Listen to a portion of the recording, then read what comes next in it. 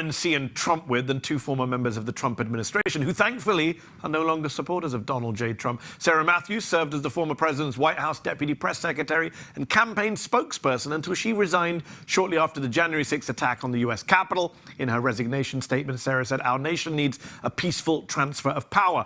Olivia Troy, on the other hand, quit her job in the administration many months before the January 6th attack. At the time, she served as advisor to former Vice President Mike Pence on counterterrorism and homeland security. She was also a member of the White House coronavirus task force until she left her position in July of 2020. Olivia quit over Trump's response to the pandemic that he was praising himself for at the RNC on Thursday night. Olivia, Sarah, thank you for joining me on Mehdi Unfiltered. Sarah, let me start with you. Watching your former boss in Milwaukee on stage, was that a new tone for you? So we saw a new tone from Trump that maybe lasted the first 10 or 15 minutes of his speech. Look, him recounting his near-death experience with the attempted assassination was gripping. And it was his first time telling the American people the story from his perspective on air. And there was a little bit of unity there. He said that he was going to be a president for not half of America, but all Americans.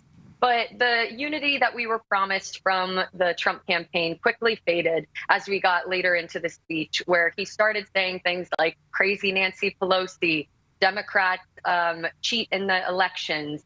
He said that all the investigations against him were witch hunts. And it seemed like he was reverting to his usual campaign rally speech. And it wasn't that inspiring. I didn't really hear a vision for the American people or him talking about the problems that they are facing. And it seemed to just be all about him. And so I think that the unifier that we were promised lasted for, like I said, 10 or 15 minutes. And then Trump is always going to be Trump and revert to his old ways. Olivia, 10 to 15 minutes of a 90-minute speech. It was an epically long speech. I wanted to go to bed, and he wouldn't stop going.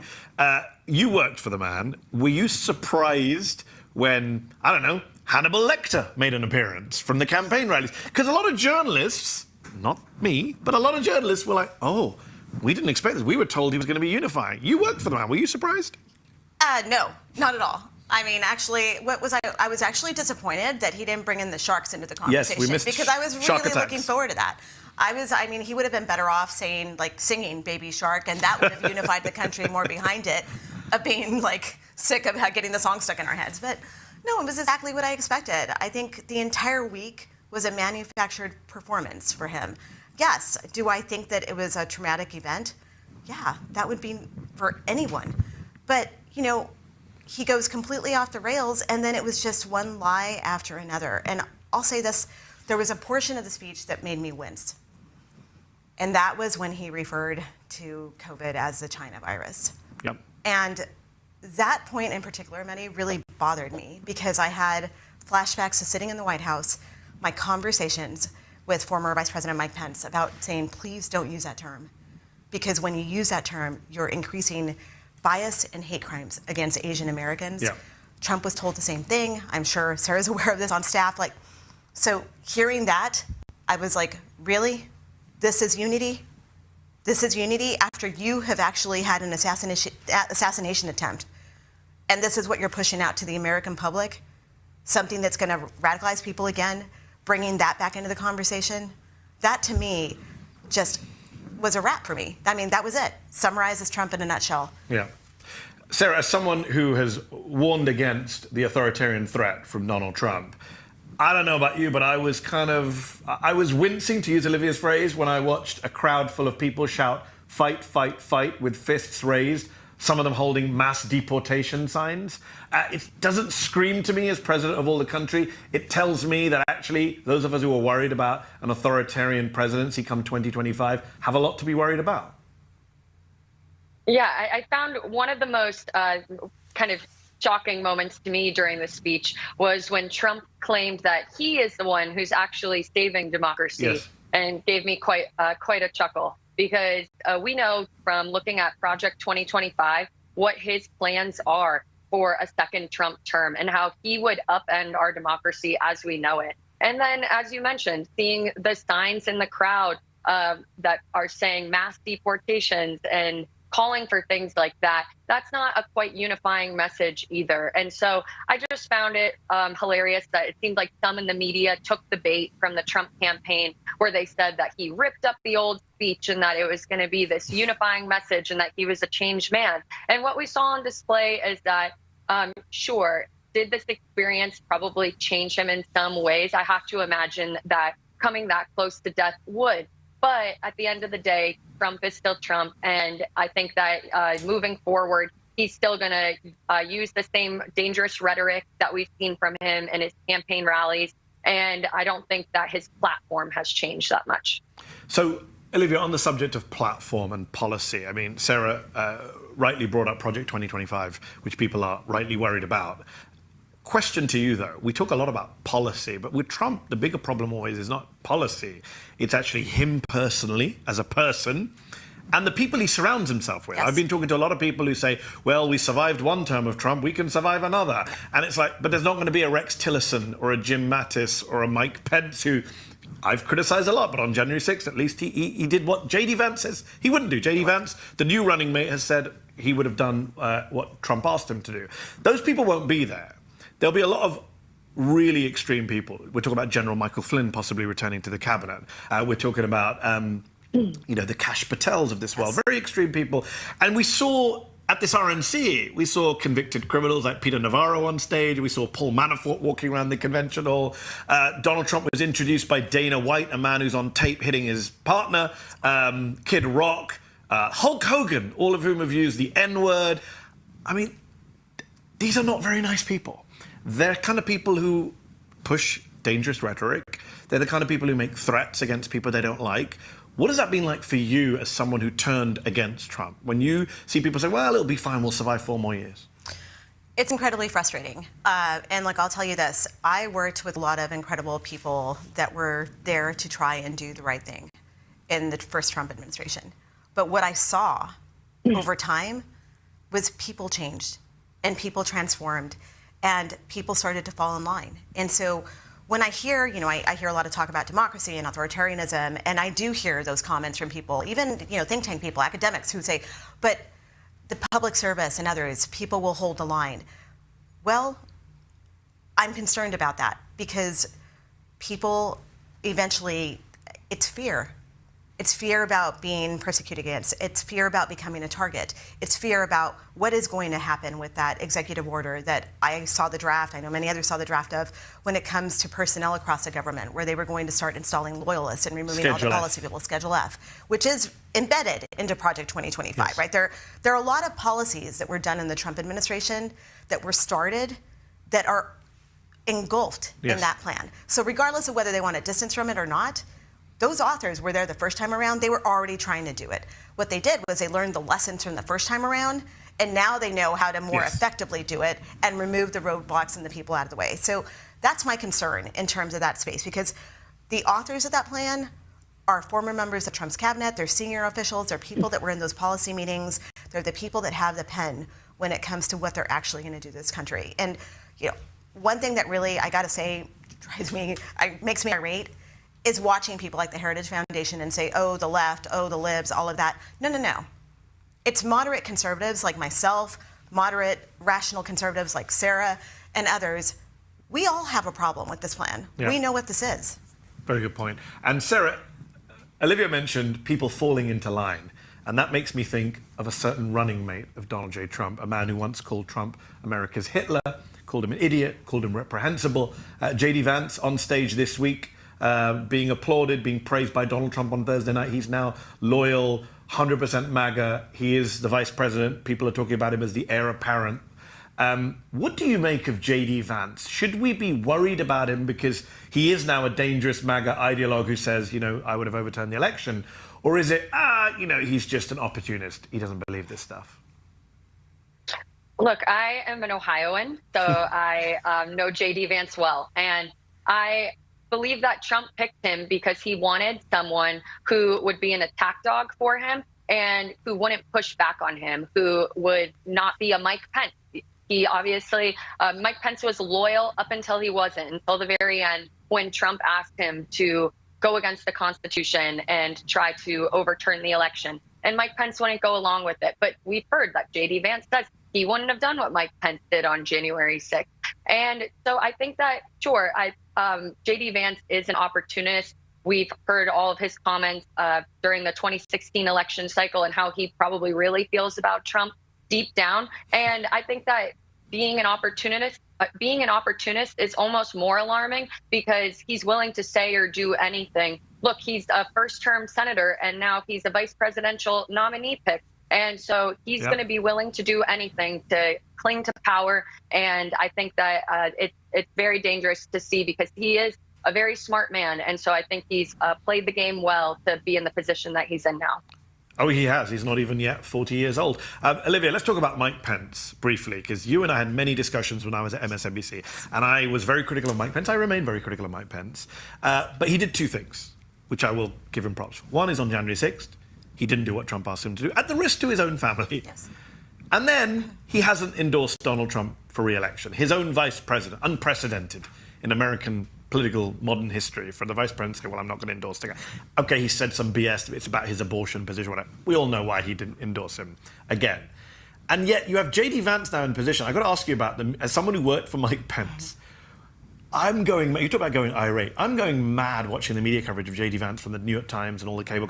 Shouldn't every story about J.D. Vance begin with, well, he has to have a new running mate because the last guy almost got killed and refused to run with him again? Isn't that the core story here that we're missing? That's the story, that this is unprecedented, that the fact that he had to go get somebody else because his own supporters tried to kill what would have been his running mate, right? Because he wouldn't go along with the coup. He wouldn't go along with the plot that everyone wanted him to do.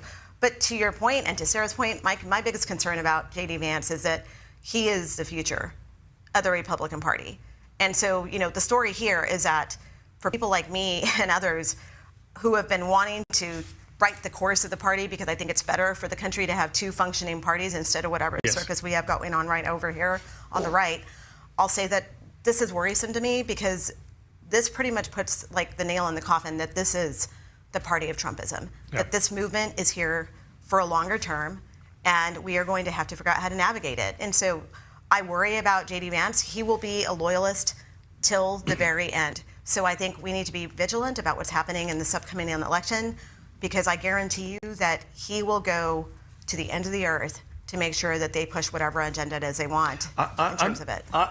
Just on a side note, I've been waiting for Democrats to say, if the vice president has the power to overturn the election, are you all okay with Kamala Harris deciding who wins on January 6th, 2025? No one ever points out that the current vice president is not a Republican, so be careful what you wish for.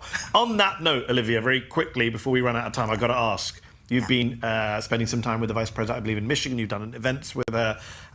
Do you believe she's ready to step up, take over from Joe Biden, and lead the Democrats to victory over Donald Trump from behind in the polls, which is where they are right now? We did an event in Michigan, and it was an event to do outreach to conservative and Republican women. I will tell you that it was a very powerful event, and the feedback that I've gotten was that it was very well received. I've heard from Republican women who thought it was very well done. They felt like they were being welcomed into the fold when it comes to women's rights. I do believe that conservative women, at the end of the day, women are going to stick by women. We're going to stand by each other, and we're going to get through this together. And what I saw was someone that really connected with the crowd, connects with people. She's very strong on policy. She's very eloquent. And so do I think she can beat Trump? Yes, absolutely. When you have him up there talking about swinging around with sharks and windmills and Hannibal, we did get the Hannibal, I think. We did get Hannibal Lecter, yes. When you have him talking about that, and she's actually talking about real policy that affects Americans on an everyday basis, I think that is where you'll see her truly shine. But right now, it is a Biden-Harris ticket. So that is where we are right now, and that's where I am on it. It's moving fast. By the time this airs, maybe it's not a Biden-Harris ticket. Sarah, do you think Joe Biden can beat Donald Trump, your former boss?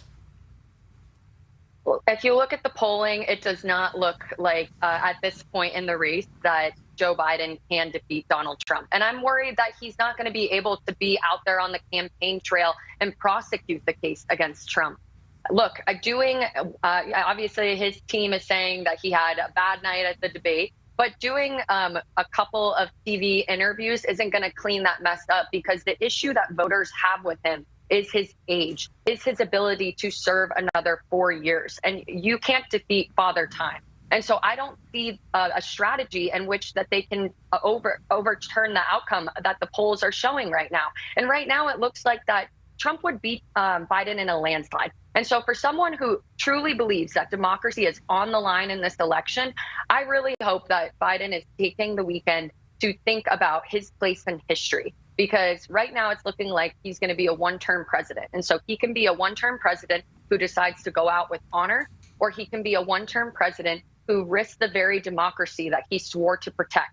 I'm not saying that he can't win. Yeah. I've even publicly stated that I will vote for Joe Biden in the next in 2024. But the thing is, I'm a Republican, and I'm talking to a lot of other fellow Republicans who are on the fence, and they're worried about his age. And so I just think that when you see someone like Trump who projects strength, and it appears like Joe Biden is projecting weakness, that maybe there needs to be a change in the ticket. And I think that Kamala Harris, who is getting dismissed by some in the Democratic Party, actually would be a formidable opponent against Trump. And I think the idea of a contested election, also not the worst idea ever either. Imagine the media coverage that would garner. It would suck all the oxygen out of the room compared to competing against Trump, who typically is the person to do that.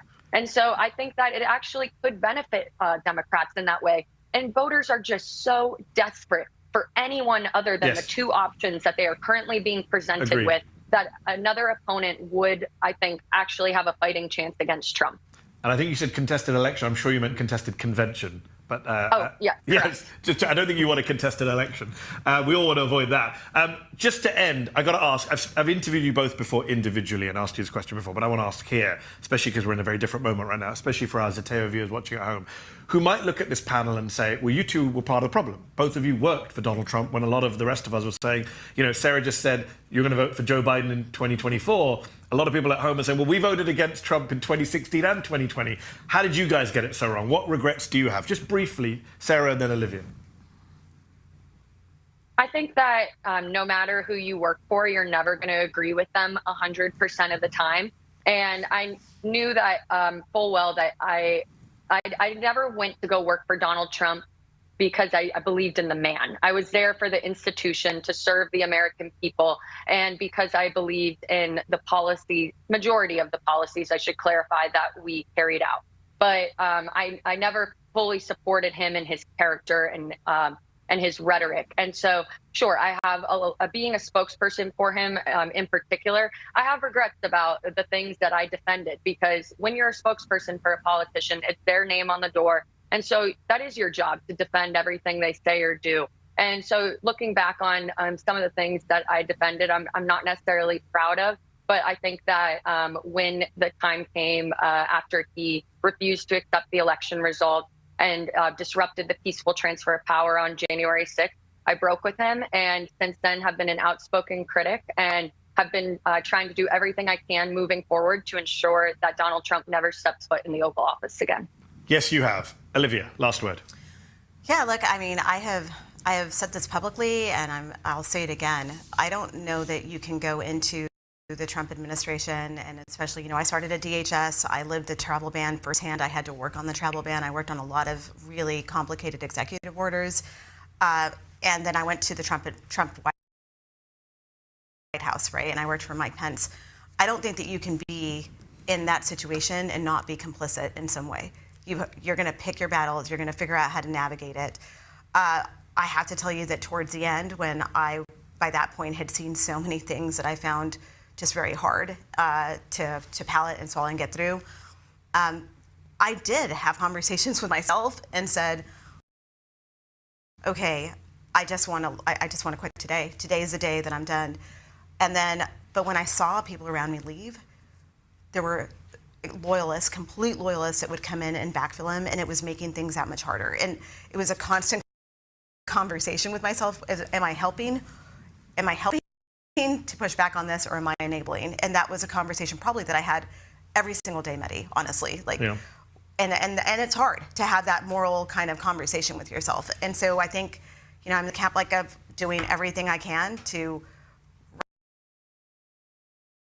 right the wrongs in the past. You know, it's unprecedented probably as well to have someone go from Vice President Mike Pence's staff to going and being on stage with Vice President Kamala Kamala Harris, who's a completely And I know you get a lot of hate for it.